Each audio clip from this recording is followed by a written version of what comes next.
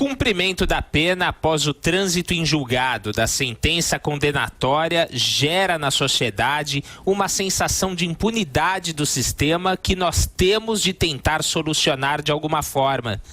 Essas palavras, que a opinião pública gostaria de traduzir como lugar de bandido é na cadeia e o quanto antes melhor, são da lavra de Rosa Weber, quando sabatinada pelos senadores em 2011 para ingressar no Supremo Tribunal Federal. Tempo passou e sabe-se lá por quê, a ministra jogou para escanteio a opinião expressa àquela ocasião. Em outubro de 2016, a Corte Máxima do país se reuniu para decidir quando um condenado deve ou pode ir para a cadeia. Assim que esgotados os recursos na segunda instância ou somente após o chamado trânsito em julgado, o fim do rito processual, quando a última instância, o STF, bate o martelo. A Rosa Weber daquela sessão se chocou com a Rosa Weber de 5 anos antes. A mim, senhora presidente, causa enorme dificuldade ultrapassar barreiras temporais e partir para soluções que envolvam a privação da liberdade, ou seja, a retirada do tempo dos indivíduos, sem que pelo menos tenhamos,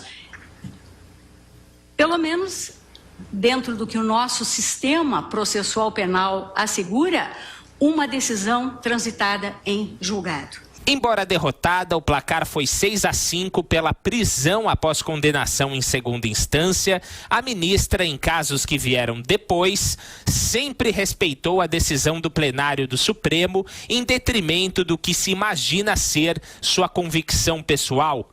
O combinado não sai caro, mas esse, digamos, vai e vem da ministra, indicada ao STF por Dilma Rousseff, a torna uma incógnita no julgamento do habeas corpus de Lula, marcado para quarta-feira. Qual o entendimento de Rosa Weber vai prevalecer? Dos 11 integrantes da Suprema Corte, 5 já deram mostras de que são a favor do recurso do petista e 5 indicaram ser contra. Ela pode desempatar o jogo. E o que está em jogo não é apenas o destino do postulante condenado que lidera as pesquisas para o Planalto, mas também o de uma série de fulanos sentenciados em segunda instância ou em vias de, que adorariam reaver a esperança em dias melhores. Melhores para eles, piores para os defensores do Brasil da Lava Jato. Será que ela vai ter esse peso mesmo, Vera, professor Vila? Eu acho que sim.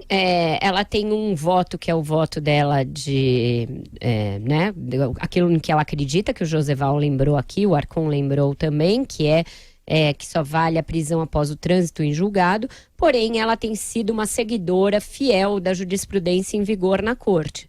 Desde 2016, quando o STF firmou em sucessivas discussões este entendimento, ela negou a soltura de 57 de 58 presos em segunda instância que ela participou de alguma maneira da análise dos casos, seja de forma monocrática ou colegiada na primeira turma, da qual ela faz parte.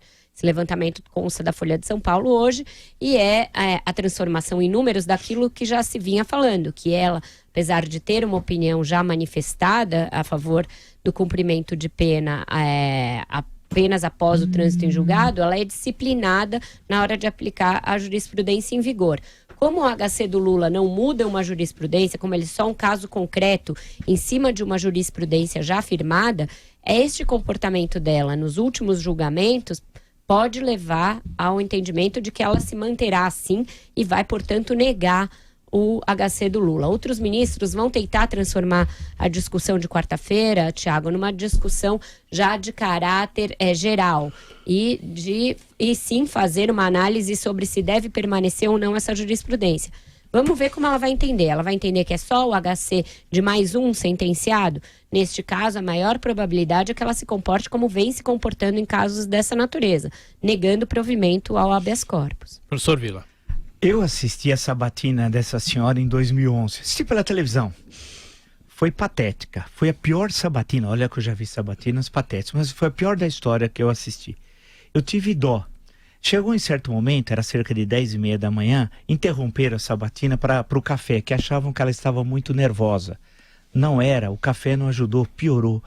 Ela continuou, ela não sabia nada. Quando perguntavam matérias de direito penal, civil e processual, ela não sabia responder. Ela não sabia. Eu fiquei assustado.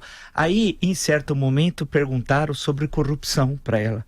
Ela respondeu, isso é literal: a corrupção é inerente à natureza humana, assim como a bondade e a moralidade.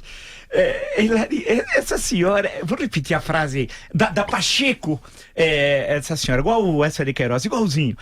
A corrupção é inerente à natureza humana, assim como a bondade e a moralidade. Olha, foi um desastre, ela não sabe nada. Mas como ela reconheceu que ela é ignorante, ela trouxe juízes auxiliares para trabalhar com ela, como, por exemplo, o Sérgio Moro. Ela trouxe o Sérgio Moro para trabalhar. Igual o Dias Toffoli, que é de uma ignorância, ele cai de 4, não levanta nem com guindaste. E vai presidir o STF em setembro. O que fez o Dias Toffoli, o ignorante? Além do implante, do botox, ele trouxe juízes para fazer as sentenças para ele, porque ele não consegue. Ele foi reprovado 2 vezes para juiz na década de 90 aqui em São Paulo, em concurso. Então, essa senhora, em particular, é um desastre. O Sérgio Moro, de forma muito educada, no Roda Viva, né, do dia 26, fez loas a ela. É claro, é uma questão política, está sendo decidida uma questão política, mas ela é de uma mediocridade. O Ricardo Lewandowski, perto dela, é um gênio. O Ricardo Lewandowski é uma anta, mas é um gênio perto de Rosa Weber. Agora, todos os ministros e desembargadores têm juízes auxiliares a ajudá-los, professor. Porque o trabalho é demais. O Gilmar Mendes trabalha bastante em Portugal, por exemplo. Não, eu falo do montante de... Eu vi uma desembargadora, Yoshida, aqui em São Paulo, quando assumiu, a primeira japonesa, que foi Nisei, na verdade, que assumiu o Tribunal Regional aqui. Eu fui visitá-la, ela era do Ministério Público, uma grande estudiosa do direito tributário que me interessava na época. Eu fui lá, vi a montanha de processo e falei, pô, a sua turma tem tudo isso aí para... Ele falou, isso não é da turma, isso é só meu. Falei, quantos tem, doutora? Ele falou, mais de 10 mil. Então, sozinho não dá, porque 10 mil processos, se você ler um por dia, demora 20 anos para você ler. Para ler. Então, precisa de assessores. Precisa. Eu sempre trabalhei em casa, trabalhei 37 anos no magistério e trabalhava sábado e domingo em casa, só eu. Era eu, mais eu. Ou lembrando do Eurico Presbítero, do Alexandre Desembargadores também fazem isso. O silêncio e a solidão.